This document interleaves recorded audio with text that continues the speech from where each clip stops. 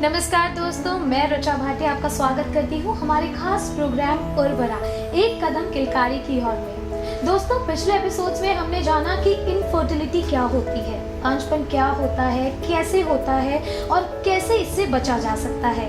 लेकिन आज के एपिसोड में हम जानेंगे कि अगर हमें इनफर्टिलिटी है तो हम उसका कैसे पता लगाएं। तो ये जानकारी देने के लिए हमारे साथ आज भी स्टूडियो में मौजूद है दिल्ली की प्रख्यात IVF specialist doctor Richa Singh ji. तो आइए उनको वेलकम करते हैं और एपिसोड की शुरुआत करते हैं। मैम वेलकम, बहुत बहुत स्वागत है हमारे खास प्रोग्राम में आपका। मैम, पिछले एपिसोड्स में बहुत अच्छी इन्फॉर्मेशन आपने हमें दी। आज मैं आपसे जानना चाहती हूँ कि अगर किसी को इनफर्टिलिटी है तो कैसे पता लगाया जा सकता है इनफर्टिलिटी उसको है, ताकि वो उसका जल्दी से सही टाइम पर इलाज ले सके, और कौन से टेस्ट आप फीमेल के लिए सजेस्ट करना चाहेंगे? जी हाँ, बिल्कुल। फीमेल्स और मेल्स के जो टेस्ट होते हैं वो अलग होते हैं। और पहले अगर हम फीमेल्स की बात करें तो बहुत बेसिक टेस्ट होता है अल्ट्रासाउंड।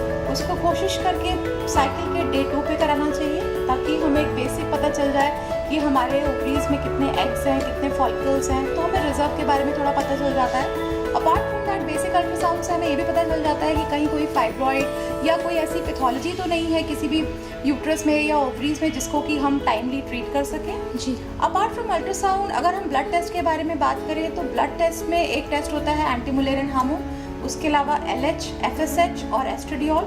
ये बेसिक टेस्ट होते हैं जिससे हमें रिजर्व्स के बारे में पता चलता है।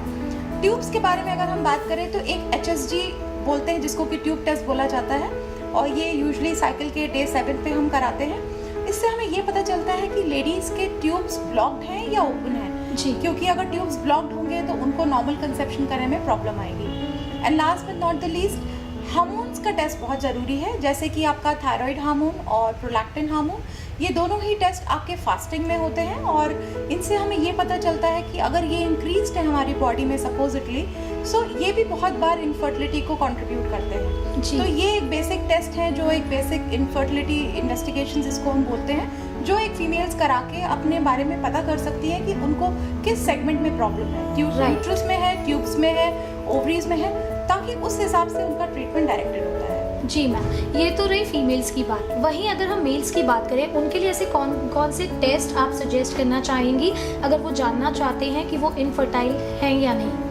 बिल्कुल, बिकॉज बहुत बार टेंडेंसी होती है कि जो हस्बैंड एंड वाइफ होते हैं उसमें अक्सर वाइफ को ही बोला जाता है कि तुम जाओ अपने टेस्ट कराओ। एग्जैक्टली। एंड लोग अपने टेस्ट नहीं कराते हैं, जबकि ये बहुत इंपॉर्टेंट है कि मेल्स भी इक्वली कंट्रीब्यूट करते हैं इनफर्टिलिटी में। जी। तो मेल्स के लिए जो बेसिक टेस्ट मैं सजेस्ट करूँगी वो है सीमेन एनालिसिस, जो कि 3 दिन बिना मिले का सैंपल टेस्ट होता है। उसे किसी अच्छी और रिलायबल लैब से ही कराना चाहिए। और बेसिकली उस टेस्ट में हमें ये पता चलता है कि जो सीमेन है उसमें स्पर्म्स के काउंट कैसे हैं, वो नॉर्मल है या कम है, स्पर्म्स की मॉर्फोलॉजी कैसी है, उसकी मोटिलिटी कैसी है, या कोई एबनॉर्मल शेप्स तो नहीं है। बिकॉज ये बहुत सारे इंपॉर्टेंट फैक्टर्स होते हैं जो बेबी को बनाने में कंट्रीब्यूट करते हैं। तो ये एक बेसिक टेस्ट में ज़रूर बोलूँगी कि हस्बैंड्स को अपनी वाइफ्स के साथ ज़रूर कराना चाहिए, सो दैट हम दोनों पार्टनर्स को साइमल्टेनियसली ट्रीट करें। क्योंकि पहले बहुत बार ऐसा देखा गया है कि पता लगा फीमेल ही खाली ट्रीट हो रही है, जबकि प्रॉब्लम खाली मेल्स में है। राइट। सो ये एक इम्पॉर्टेंट चीज़ है जो करा सकते हैं। और मैम, मेल और फीमेल ये तो आपने इनके पर्टिकुलर टेस्ट बताए हमें, लेकिन कुछ टेस्ट ऐसे भी होते हैं जो दोनों के लिए होते हैं। जी हाँ। वो टेस्ट कौन कौन से हैं वो मैं जानना चाहूँगी। Basically apart from these basic test जो हमें डायग्नोसिस बताते हैं कि इनफर्टिलिटी का कारण क्या है, जी। उसके अलावा एक HIV टेस्ट होता है, हेपेटाइटिस B टेस्ट होता है जिसको कि HBS एंटीजन बोलते हैं। जी। और हेपेटाइटिस C वायरस का टेस्ट होता है, और VDRL जो सिफिलिस के लिए होता है। ये 4 टेस्ट हस्बैंड एंड वाइफ दोनों को ही कराने बहुत ज़रूरी है, क्योंकि अगर बॉडी में इस तरह का कोई भी इन्फेक्शन है तो उसको टाइमली ट्रीट किया जा सके, क्योंकि ये बहुत हद तक आपकी आने वाली प्रेगनेंसी को इफ़ेक्ट करता है। इसलिए ये दोनों टेस्ट बहुत इंपॉर्टेंट हैं। कई बार पेशेंट्स को ये टेस्ट लिखे जाते हैं और ये टेस्ट पेशेंट्स अक्सर स्किप कर जाते हैं Right. कि इससे क्या फ़र्क पड़ेगा। बट यहाँ पे मैं एम्फसाइज करना चाहूँगी कि apart from the diagnostics test, ये सारे टेस्ट बहुत इंपॉर्टेंट है, क्योंकि ट्रीटमेंट का प्लान बिल्कुल चेंज हो जाता है अगर इस केस में कोई भी इन्फेक्शन पॉजिटिव निकलता है तो। जी मैम, तो जैसे कि आप जानती हैं कि हमारे हर एपिसोड में हमें बहुत सारे क्वेश्चंस आते हैं कपल्स के थ्रू।